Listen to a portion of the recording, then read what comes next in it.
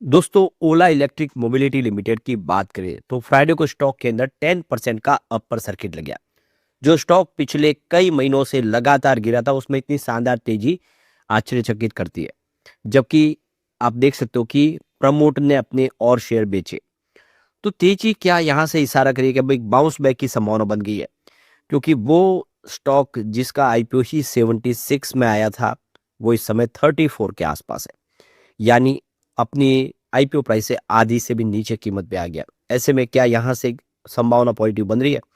तो इशारा तो बिल्कुल वही दिख रहा है, क्योंकि जो लेटेस्ट आंकड़े निकल कर आए म्यूचुअल फंड के, वो बहुत ज़्यादा चौंकाने वाले। इस गिरावट का पूरा फायदा उठाया जा रहा है। बड़े फंड हाउस रिटेल इन्वेस्टर को यहाँ पे देख सकते हो एक तरह से भ्रमित करके खुद यहाँ पे खरीदारी शुरू कर चुके। तो क्या संभावना बन रही है और कौन से म्यूचुअल फंड्स हैं जिन्होंने जम के खरीदारी की है, जानेंगे इस वीडियो के माध्यम से। लेकिन फ्रेंड्स, उससे पहले अगर आप पहली बार हमारे चैनल पे आए तो चैनल को सब्सक्राइब कर दीजिए, एक बेल आइकॉन दबा दीजिए ताकि जब भी नया वीडियो बने पहला नोटिफिकेशन आपको मिले। वीडियो पसंद आए तो लाइक से जरूर कीजिए। चलो फ्रेंड्स, वीडियो स्टार्ट करते हैं। मैं हूं आपका दोस्त एसबी दवे और हमारे अपने चैनल ऑनलाइन कमाई में आपका बहुत बहुत स्वागत। सबसे पहले ओला इलेक्ट्रिक मोबिलिटी की बात करें तो 34.38 पर क्लोजिंग देखने को मिली, जहाँ पे 10% का अपर सर्किट लग गया। तो ये आप देख ही सकते हो कि शुरुआत काफ़ी अच्छी पॉजिटिव हुई 32 पर, क्लोजिंग थर्सडे की 31.26 के आसपास थी इंट्राडे में। परंतु यही है जो लो बना है दिन का, वहां से एक तरफा पॉजिटिव माहौल बना और सीधा 34.38 पर अपर सर्किट लग गया। अब इसका 52 वीक का जो लो रेंज है वो 30.76 का, जो अभी इसने रिसेंटली बना दिया है। हाई 99.95, यानी 100 रुपीज का हाई प्राइस, लो प्राइस 30 रुपीज। तो आप समझ ही सकते हो कि 100 रुपए का स्टॉक गिरते हुए 30 रुपए पे आया और यहाँ से अब बेहतर उम्मीद की जा सकती है। फिलहाल मार्केट कैप इसका 14.40 थाउजेंड करोड़ के आसपास है। तो ये देख सकते हो कि ओला इलेक्ट्रिक मोबिलिटी लिमिटेड के शेयर में जो जबरदस्त तेजी बनी, 10% की शानदार तेजी और लगा अपर सर्किट। तो आपने इसके पीछे जो रीजन बना कि जो गुरुवार को ही फाउंडर की जो पर्सनल शेयर होल्डिंग थी, उसके हिस्से को एक मुश्त मुद्रीकरण की पुष्टि की गई। यानी आप देखें तो प्रमोटर ने अपनी होल्डिंग बेची है, कुछ अपनी होल्डिंग को ट्रिम किया है। यह होल्डिंग जो उन्होंने बेची है, यह प्रमोटर से पर इन्होंने 260 करोड़ रुपीस का जो लोन है उसको पूरी तरह से चुकाने के लिए किया गया है। तो ये खबर ने पूरा पॉजिटिव माहौल बनाया कि प्रमोटर ने अपनी होल्डिंग इसीलिए बेची ताकि वो अपने लोन को चुका सके, अपने गिरवी शेयरों को छुड़ा सके। तो इसने एक पूरा माहौल पॉजिटिव बनाया, जिसके वजह से 10% के अपर सर्किट पे स्टॉक लॉक हो गया। तो ये देखो कि कंपनी की तरफ से जो बयान निकला उसमें कहा गया कि इस ट्रांजैक्शन के परिणाम स्वरूप पहले गिरवी रखे गए सभी 3.93% शेयर को, गिरवी जो शेयर थे, जो प्लेस शेयर थे, उसको छुड़ा लिया गया है। अब कोई भी गिरवी शेयर नहीं है। अब कंपनी पूरी तरह से आप देखें तो जीरो प्लेज हो गई है। एक बहुत बड़ा शानदार फैसला किया, यानी कंपनी के सारे गिरवी शेयरों को प्रमोटर ने छुड़ा लिया है। तो ये देखो कि ये इन्होंने जो इस समय आप देखो जो शेयर बेचे हैं, यह एक सोची समझी प्रक्रिया के तहत, यानी प्रमोटर ने एक मुश्त जो पैसा जो रेज किया अपनी होल्डिंग बेच के, उसका इस्तेमाल किया अपने गिरवी शेयरों को छुड़ाने में और साथ में अपने कर्ज को चुकाने में। और ये फैसला लोगों को पसंद आया, क्योंकि लगातार गिरवी शेयर बढ़ रहे थे, लेकिन अब एक ही झटके में उन्होंने अपने सारे गिरवी शेयरों को छुड़ा लिया। ये एक अच्छा फैसला किया। तो दी हिंदू रिपोर्ट जो निकल के आ रही पेपर के, उसके मुताबिक ओला इलेक्ट्रिक मोबिलिटी लिमिटेड के जो फाउंडर है प्रमोटर भाविश अग्रवाल ने कंपनी की हिस्सेदारी कम करने का जो सिलसिला वो जारी रखा है और 90.3 करोड़ मूल्य के 2.83 करोड़ इक्विटी शेयरों को 31.9 रुपीज प्रति शेयर के भाव से बेच दिया है।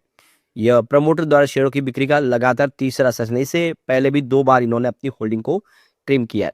तो ये देख लो कि इसकी वजह से गुरुवार को 5% की गिरावट भी हुई थी।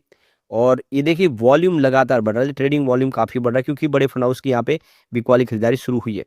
तो ये देख लो कि इससे पहले बुधवार को भी 142.3 करोड़ रुपए के शेयर बेचे गए थे और ये देखो 91.87 करोड़ रुपए के शेयर इन्होंने बेचे थे। सितंबर 2025 तक प्रमोटर के ग्रुप के बाद ओला इलेक्ट्रिक की जो हिस्सेदारी थी वो 36.78% के आसपास थी, जो आप देखें इस समय कम हुई है।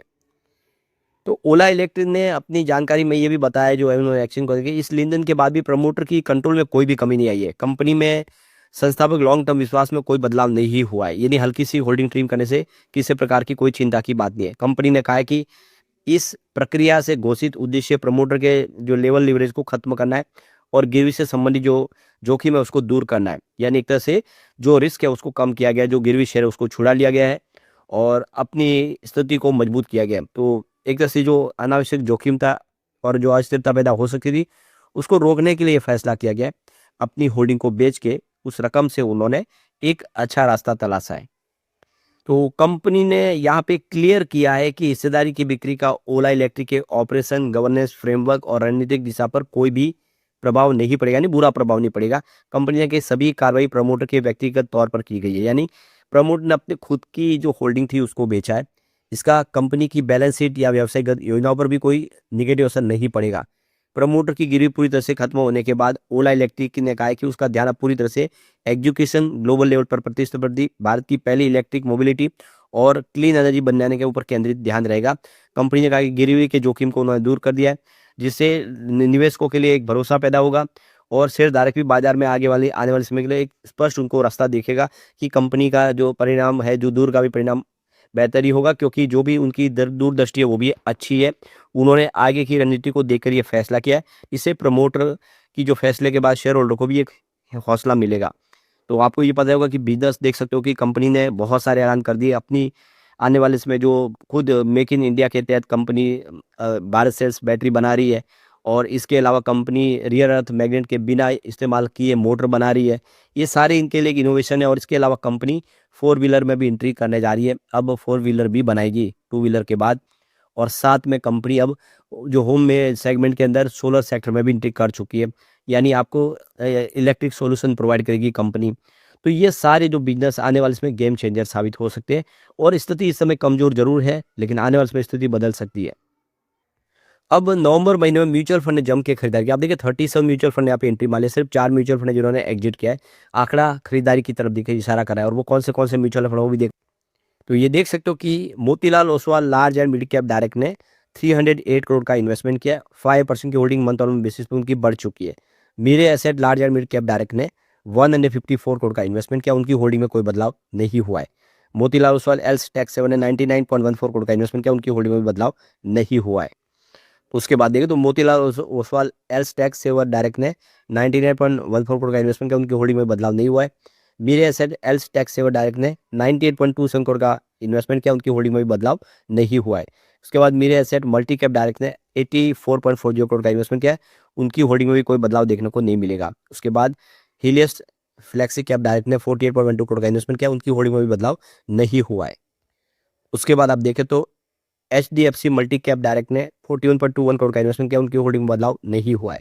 Motilal Oswal small cap direct ने 27.75 करोड़ का इन्वेस्टमेंट किया, उनकी होल्डिंग में गिरावट हुई है 17.96% की। फिर उसके बाद में HDFC transportation and logistic direct ने 24.31 करोड़ का इन्वेस्टमेंट किया, उनकी होल्डिंग में बदलाव नहीं हुआ है। मोतीलाल ओसवाल मैन्युफैक्चरिंग डायरेक्ट ने 18.13 करोड़ का इन्वेस्टमेंट किया, उनकी होल्डिंग में बदलाव नहीं हुआ है। तो सिर्फ एक म्यूचुअल फंड है मोतीलाल ओसवाल स्मॉल कैप जिसने यहाँ पे अपने होल्डिंग ट्रिम किया, बाकी सब ने यहाँ पे निवेश बढ़ाया है या अनचेंज रखा है। ये इशारा है कि अब आने वाले समय फिर से ओला में पॉजिटिव माहौल बन सकता है। कंपनी के रिवेन्यू की बात करें, उसके उछाल देखने को मिला। 2022 में 373 करोड़ के आसपास का रिवेन्यू था, तो 2025 में 4514 करोड़ तक पहुंच गया है।